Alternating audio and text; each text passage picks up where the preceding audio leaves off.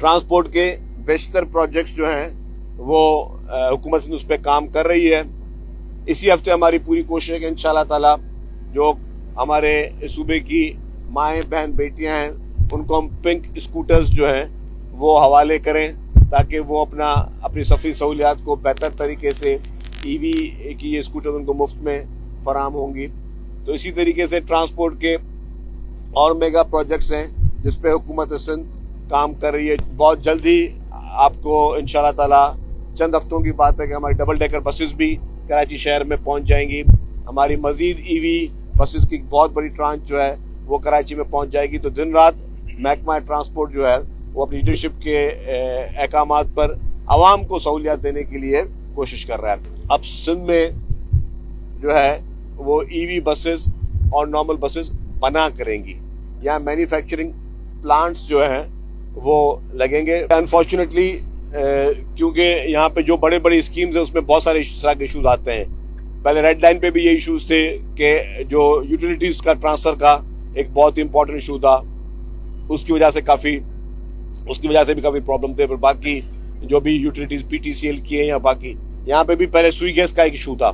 उन्होंने लाइनें ट्रांसफ़र करने के लिए करोड़ रुपए मांगे, वो उनको डेफिनेटली गवर्नमेंट प्रोजेक्ट का हिस्सा था उसमें दिए गए। अब वो के इलेक्ट्रिक के इशूज़ हैं, के इलेक्ट्रिक भी उनकी चीज़ें उन्होंने चेंज करनी है, वो भी उनको करोड़ों रुपए के बिल बना के बैठे हुए हैं। तो डेफिनेटली ये चैलेंजेस हैं। वरना आपकी बात सही है कि हमारा ये टारगेट इससे पहले बहुत पहले था कि इस ब्रिज को हम कंप्लीट करें, लेकिन चले चैलेंजेस हैं, लेकिन वो भी एक इदारे हैं, हमें उनसे भी डेफिनेटली हम बातचीत कर रहे हैं। मैंने सेक्रेटरी साहब को कहा है कि आज उस मसले को बैठ के हल करें किसी भी सूरत में, कि इलेक्ट्रिसिटी का मसला आज 24 घंटों के अंदर जो है वो हल हो जाना चाहिए। अच्छा, मैं अर्ज कर लूँ आपका, देखिए ये तो हम खड़े हैं सेनेटर ताज हैदर साहब मरूम जो हैं उनके नाम पे ब्रिज मुंसलिक किया गया है। उस पर जो साथ में जाम सादिक ब्रिज है, जैसे ये हम खोल देंगे हफ्ते के अंदर इंशाल्लाह ताला पूरी कोशिश हमारी होगी, तो उसको हम डिमोलिश करेंगे।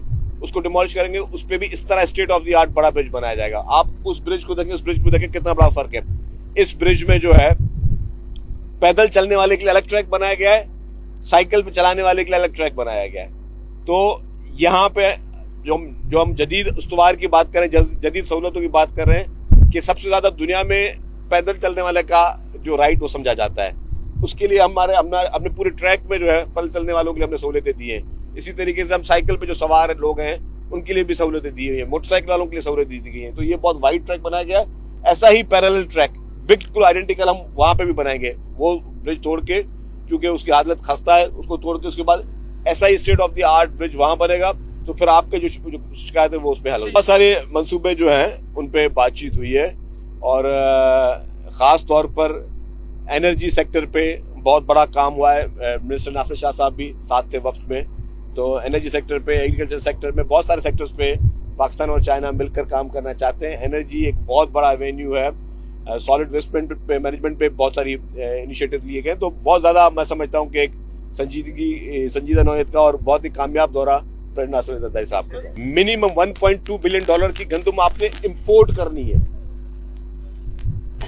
कोई समझे कि 300 अरब से ज्यादा की गंदम आपने इंपोर्ट करनी है सिर्फ एक साल के लिए।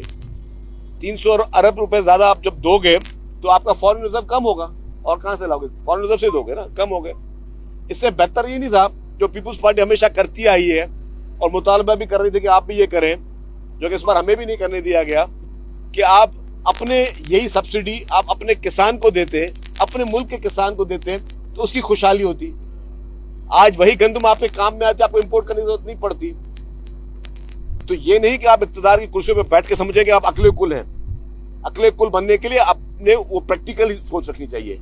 ये मुल्क एक ज़राई मुल्क है, इसमें आपने किसानों को उसको सपोर्ट करनी है। आप अगर अपनी ज़राअत को तबाह करके दूसरे की ज़राअत को आप इम्पोर्ट करे चाहिए, ये कौन सी अक्लमंदी है? इस वक्त अगर कोई फैक्ट फाइंडिंग रिपोर्ट बने पंजाब के सैलाबों की ना, तो पता चल जाएगा कि पंजाब में इससे कम तबाही हो सकती थी, जो कि अगेन ना तजुर्बेकारी की वजह से तबाही का जो दायरा है वो वसी हो गया। अगर अच्छी प्लानिंग करते तो आप बात करते। सिंध में अच्छी प्लानिंग की, सिंध में इरिगेशन डिपार्टमेंट ने अच्छी प्लानिंग की। आपने देखा चीफ मिनिस्टर साहब खुद मॉनिटरिंग कर रहे थे, मॉनिटरिंग सेल्स बने, गवर्नमेंट की एक नुमाइंदा वो मौजूद, आज भी मॉनिटरिंग सेल वो कायम है। तो अल्हम्दुलिल्लाह बचत की। मैं ये नहीं बोला कि 100% बचत हो सकती थी, मैं भी कोई गलत बात नहीं करूंगा। पंजाब में ज़्यादा पानी ज़्यादा आया था, लेकिन बेहतर प्लानिंग से और अगर इरिगेशन को लीड दी जाती तो जो है सब बेहतर हो सकती।